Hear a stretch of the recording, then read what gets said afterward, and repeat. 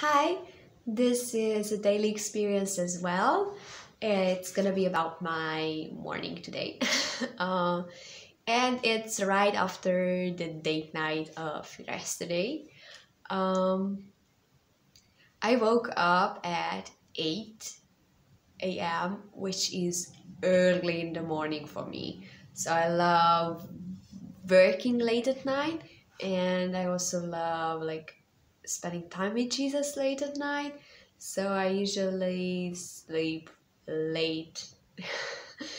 and so I woke up at 8, and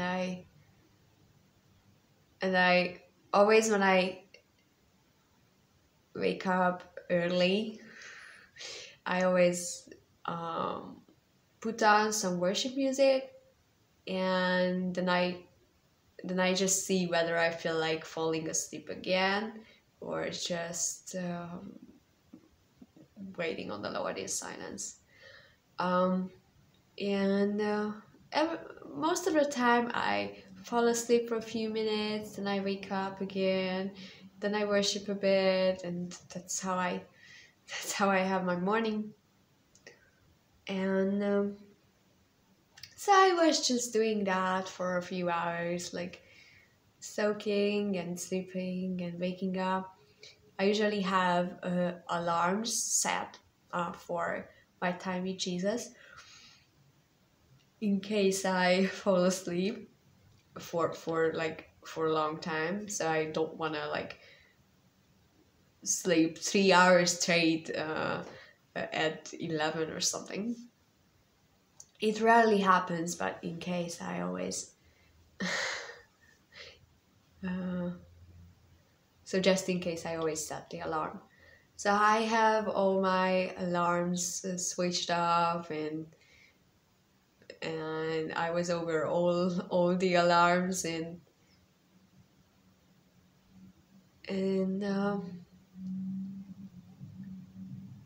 I found a good old hymn collection of Jesus image worship. It's like a Benny kind of old hymns. I'm not always into old hymns, but I really felt like this choir thing in the morning, and yeah, some old school worship. It was great. And what else?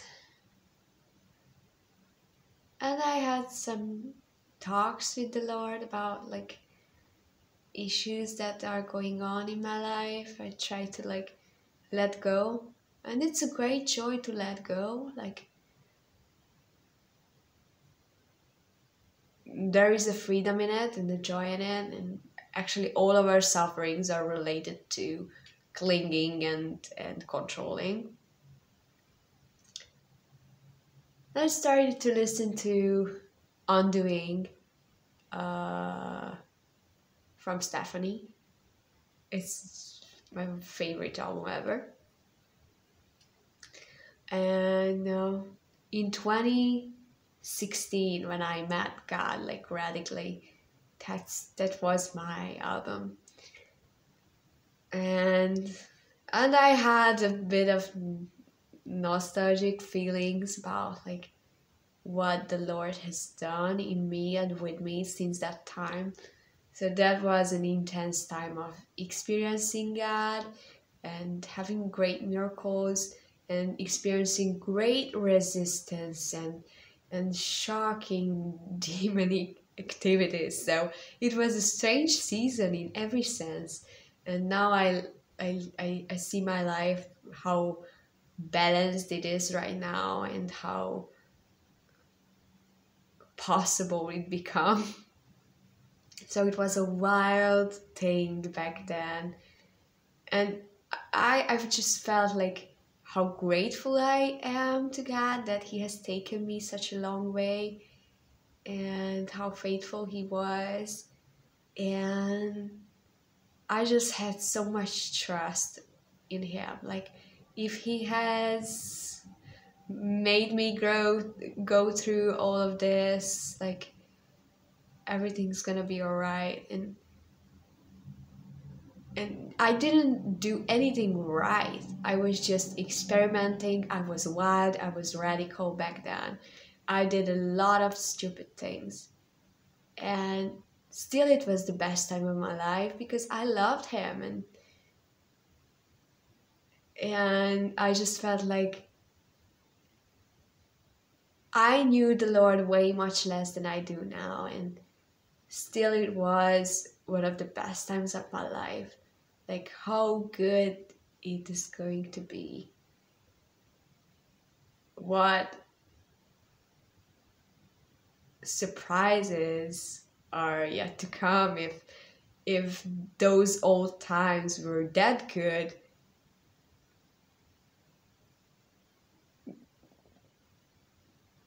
Even with all the silly things I was doing and all my lack of knowledge and all that.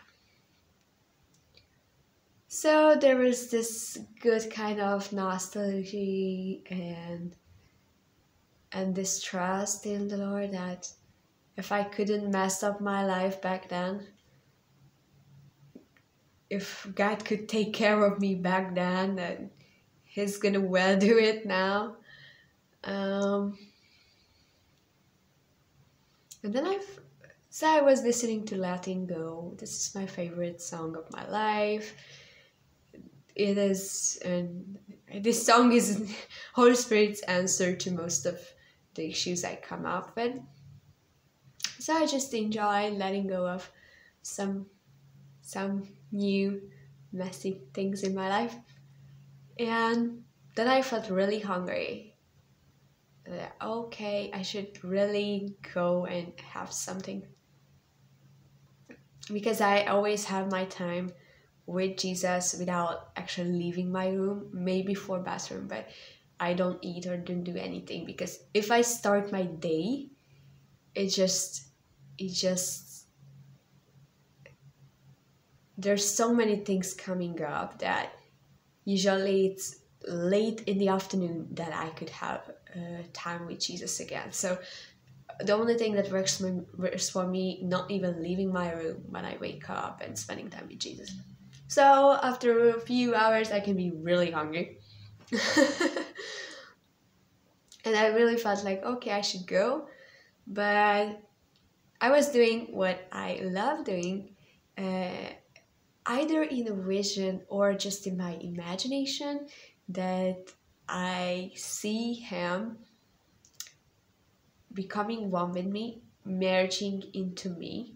So coming closer, closer, closer, and then he is like melting into me.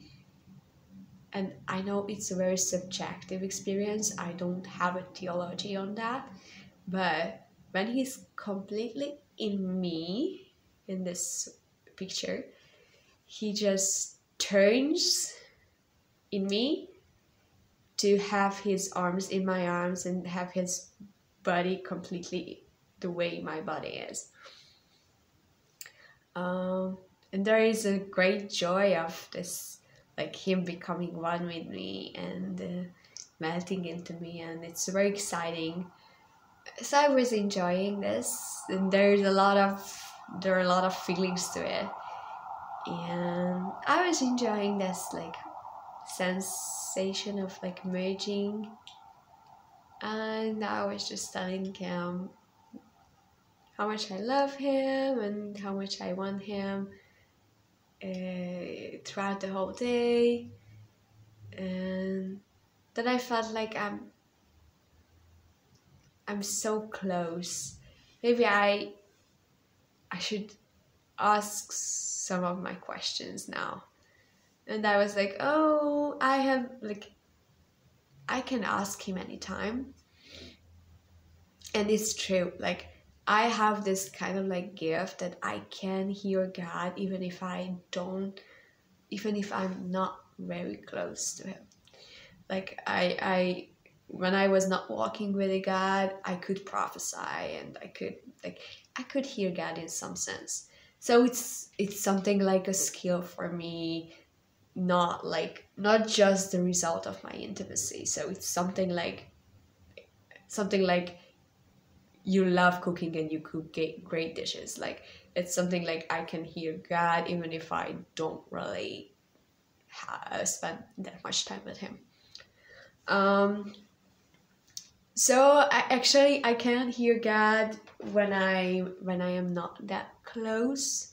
Of course, this closeness is absolutely subjective. Like objectively, we are one with Him. So it's only in our heads, in our imaginations, that we feel like He's not that close. So I felt like now that I feel Him that close, I should ask Him some questions about my about these issues that are going on. A lot of people ask me about 2020 and the prophecy about it, and whether it's gonna be the end of the world. And I hate those questions. I never ask the Lord that kind of questions, or I don't really love asking those questions. And then I felt like maybe I should ask Him. And He said, like, what's the use of me telling you what's gonna happen if you refuse to trust in me? And I felt like He was saying,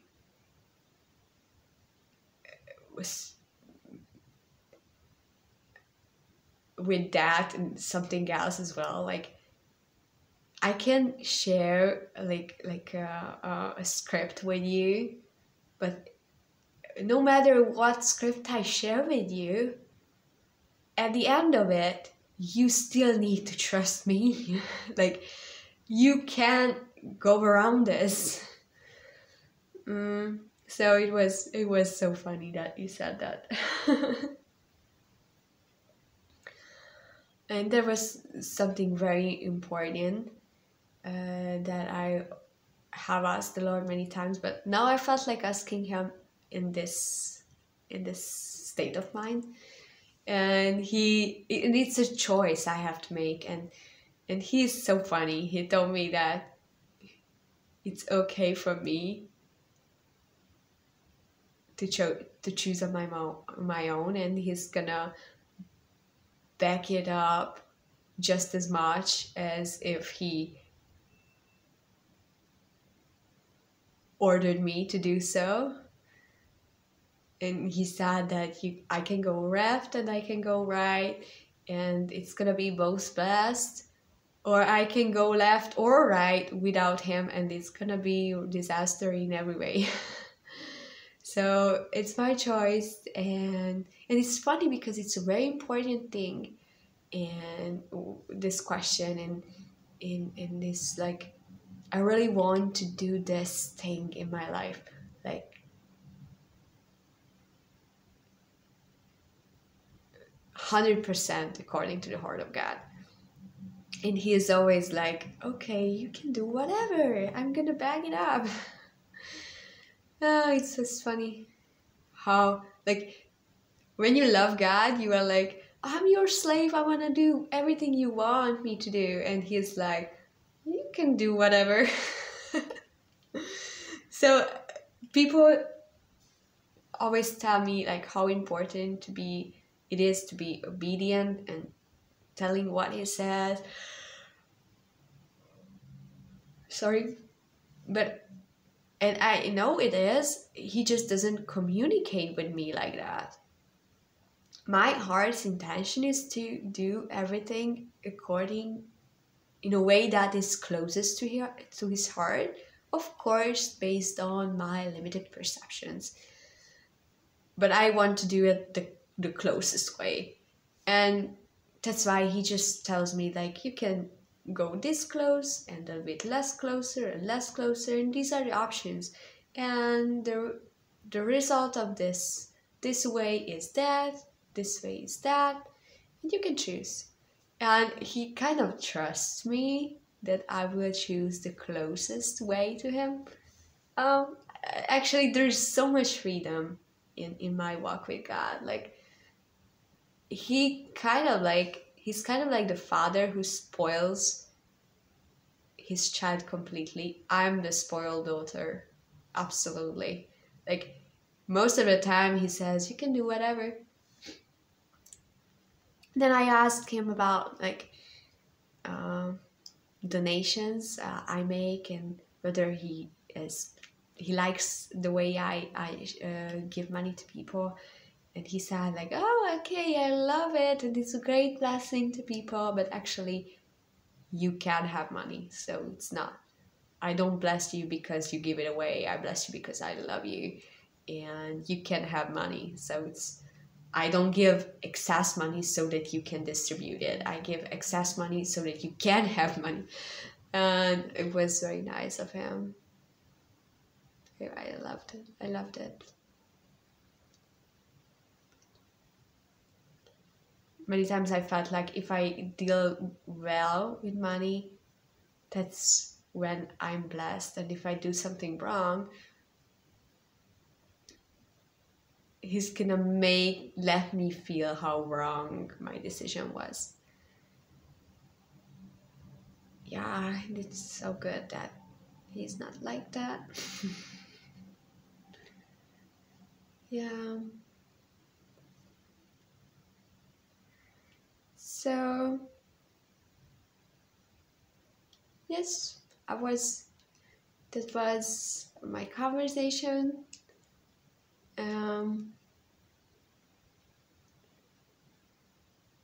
And he shared some crazy things about like how I should establish a publishing company and things like that. And I'm like, okay, yeah, I can do that if you really want it, but you need to convince me. Like, I'm not there mentally where what you're saying now.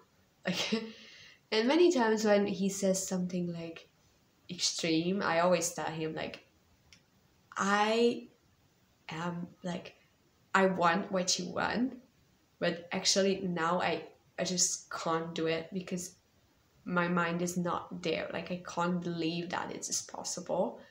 So if you convince me that it's the thing I should do, like I'm in, and I give myself to this, and I'm available for you to convince me, but I'm not there. And most of the times, there are times when he says like, okay, if you don't want it, I'm not pushing that on you. And many times he finds the way to my heart to convince me. And so it's like, he's so not forcing anything. He's so gentle and so kind. He leaves so much up to me. Dangerously so. Like, am I not messing up your plan when you just offer the choice to me? And he says, no, you don't have that much authority. My plan's gonna happen anyway.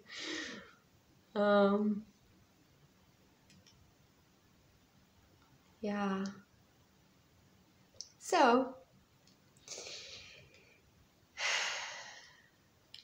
that was my time with Jesus. Then I was really hungry and told him that, oh, can I get something to eat? And he said, okay, no, go. I'm gonna stay with you. And then I had a great meal, and then I started to record, and he's still with me. God bless you guys.